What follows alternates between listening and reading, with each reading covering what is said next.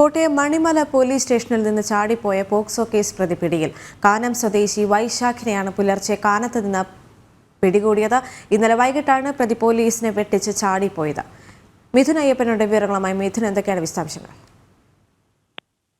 കഴിഞ്ഞ ദിവസം 5 മണിയോട് കൂടിയാണ് പ്രതി ചാടിപ്പോയത്. ഈ പോക്സോ കേസിൽ പ്രായപൂർത്തിയാകാത്ത പെൺകുട്ടിയോട് ലൈംഗികാതിക്രമം നടത്തിയ കേസിലാണ് പോലീസ് ഇയാളെ അറസ്റ്റ് ചെയ്തിരുന്നത്.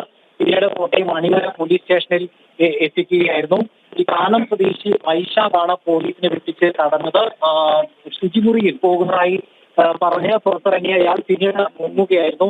പിന്നീട് ഇയാൾക്ക് വേണ്ടിയിട്ടുള്ള തിരച്ചിൽ ശക്തമാക്കുകയും ആ തിരച്ചിലിനൊടുവിലാണ് ഇപ്പോൾ ഇന്ന് പുലർച്ചെ കാനത്ത് നിന്നും പ്രതി പിടികൂടിയത്. പ്രതിയെ പിന്നീട് അടുത്ത തുടർ നടപടികൾക്ക് വിധേയമാക്കും. സ്റ്റേഷനിൽ നിന്ന് ചാടിപ്പോയ പ്രതിയെ ഒരു യാത്ര ചെയ്യേണ്ട തിരച്ചിലിനൊടുവിലാണ് പുലർച്ചയോടുകൂടി പിടികൂടിയത്. വിവരങ്ങൾ നൽകി കോട്ടയത്ത് നിന്ന് മിഥുൻ അയ്യപ്പൻ.